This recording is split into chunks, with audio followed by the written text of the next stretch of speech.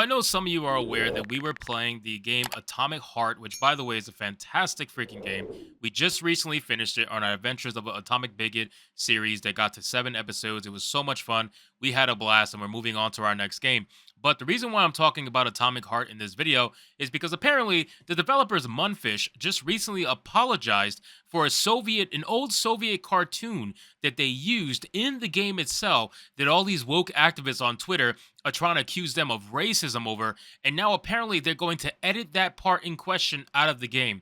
This is something that I don't want to see from Mundfish because when they start to bend the knee to the mob, they're going to have to continue to bend the knee to the mob until the point where their game is not going to be their game anymore. We see it happen all the time. When they start bending the knee to the mob is just never satisfied and is never happy. Now, this is the cartoon that's in question, and it's a clip from an old Soviet cartoon that has all the people in outrage. Now, mind you, they were already in an outrage over Atomic Heart. This is the whole point of playing the game because they were already pissed off at the game for many different reasons they were making up in their head that had to do with Ukraine and all this stuff.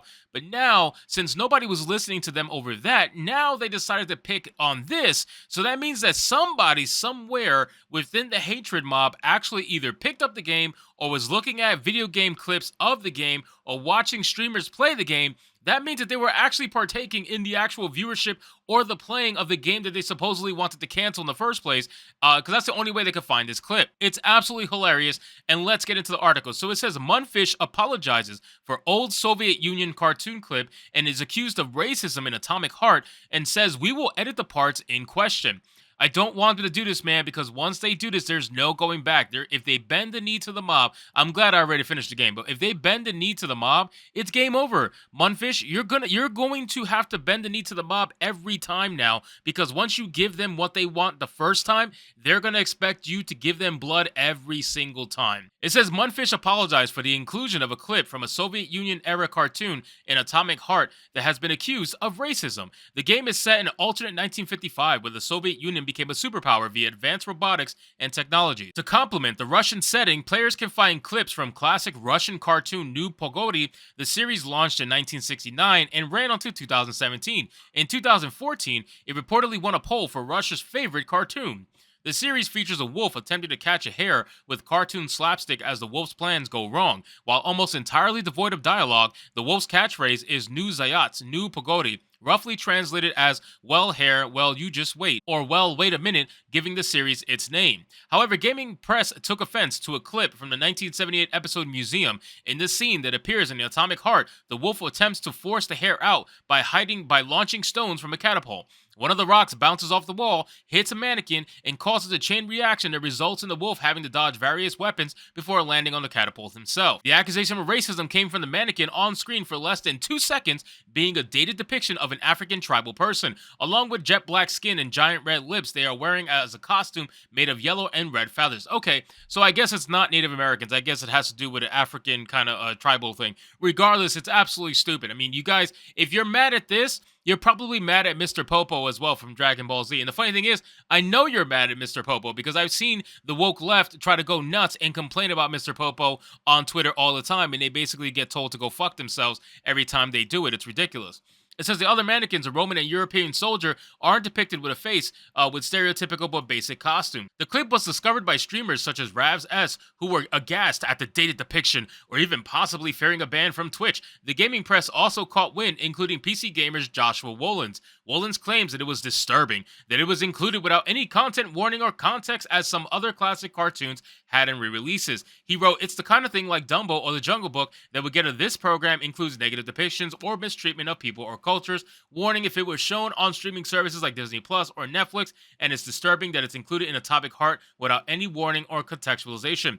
Why do you need a warning for that? You are so weak. God, Jesus. I cannot imagine for the life of me having to go through my life so triggered that I need a warning before I have to see a depiction of an African tribal person on screen in the light of which I may or may not like. It is insane. If I saw something I didn't like on screen, I would say, oh, that sucks, and keep moving. You need a trigger warning for this? You need a trigger warning for this. It's insane. You know what's funny?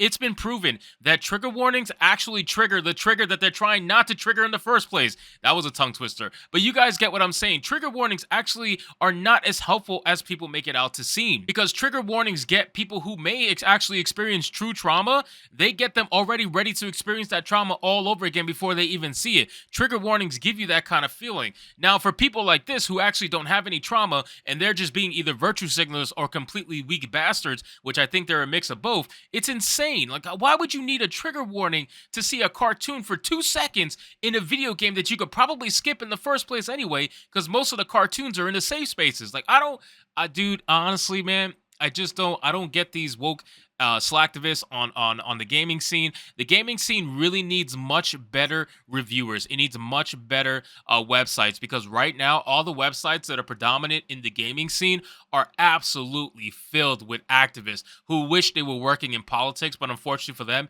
they could never get a job in politics. It says, ironically, as noted above, Atomic Heart setting in the Soviet Union in 1955, complete with their attitudes to the people of any nation that wasn't part of the Union. Responding to IGN, Atomic Heart developer Mundfish issued an apology and stated that there will be edits made. The Mundfish team thanks the PC Gamer contributor for bringing this lack of sensitivity to our attention. We apologize if using the vintage cartoon or music has caused hurt or insult. We will edit the parts in question. Don't apologize, man. Don't apologize. You guys are making so much money. You guys have a great game on your hands that a ton of people enjoy. 99% of the people who picked up Atomic Heart enjoy it. The 1% that don't enjoy it, probably half of them don't enjoy it simply because they were told not to enjoy it. You cannot listen to these people. You need to keep listening to the fans who love your game and are giving you true feedback about your game for you to then make better attempts at the future in your sequels. But this is not it. This is not it. It said how the clip in question will be edited was not revealed at this time. Based on continuity, the rock hits the mannequin, making it shoot an arrow into the other mannequin. It seems unlikely Mundfish will be able to remove the offending segment. This will mean that they may rely on extensive redrawing or removing the museum clip in its entirety. While numerous gaming outlets such as Game Rant, DualShockers, and Eurogamer took offense at the depiction of the African warrior and decried it as racist, none of them reported on stereotypical depictions of another new Pagodi episode in Atomic Heart. The 1980 episode's Olympics shows sportsmen arriving by plane, each on anthropomorphic rabbit or hare, aside from a boxer with brown fur and curly black hair on his head, possibly represented the Cuban boxers who would go on to almost entirely sweep the gold medal positions at that year's Summer Olympics. There's also a rabbit which seems to utilize Japanese stereotypes. Of course, because they don't care. They don't actually care about racism or anything like that. They only want to virtue signal to the easiest, lowest common denominator. And right now on Twitter, the easiest way to virtue signal about race is to virtue signal about black people. That is the easiest way to try to get virtue signal points. If you start talking about Asians, if you start talking about Hispanics, if you start talking about anything else other than black people, your entire message is probably going to fall on deaf ears, about half of which if you were to talk about black people. The moment you talk about black people, that's it. All of woke Twitter is all for it. It's like a dinner bell for the white liberals. They just come in there and they're like, hell yeah, it's time to talk about black people again. Let's do it. Let's talk about how they're oppressed. And that's what they're going to keep going with. It's insane. The rabbit has yellow fur, black hair on its head, and is wearing a kimono. Along with squinting, the rabbit bows to the cheering crowd before performing a kung fu style kick. He's likely a contender in karate, also indicated by the karate chop style handshake he gives to the hare. When walking onto the bus, he is also in stereotypical Japanese pose, with his hands together as though he was about to bow. While the character does have buck teeth, he is a rabbit or a hare. The teeth are no larger than the other character. Ironically, none of these gaming outlets that accused the cartoon of racism didn't go after other stereotypical depictions of other cultures featured in the other episode. Obviously, stereotypical depictions of cultures are not inherently racist. They are stereotypes for a reason, but it begs the question as to why they would object to the African warrior and not these other depictions. It's because it's easy. That's why they went after the African cartoonist, because it's easy. Mundfish may have more pressing matters, as the Ukrainian government has stated their intent to request Atomic Heart be banned from sale in not just Ukraine, but also limiting distribution in other countries. They fear the game may help fund and glorify Russia. It's such a joke. The game is absolutely amazing. It's fantastic. I really don't see any reason not to play it. If you have a problem with the game because of a cartoon that's in there for 2 seconds, then you shouldn't be playing the game in the first place. And let's be real, you probably weren't going to play the game anyway. You're just using it to try to virtue signal on Twitter so you can get your likes and retweets. So anyway, guys, thank you so much for watching this video. I hope you did enjoy, and if you did, consider leaving me a subscribe. I would greatly appreciate it. Don't forget to like the video, comment, let me know what you thought, and I'll see you guys on the next one. Hypnotic out.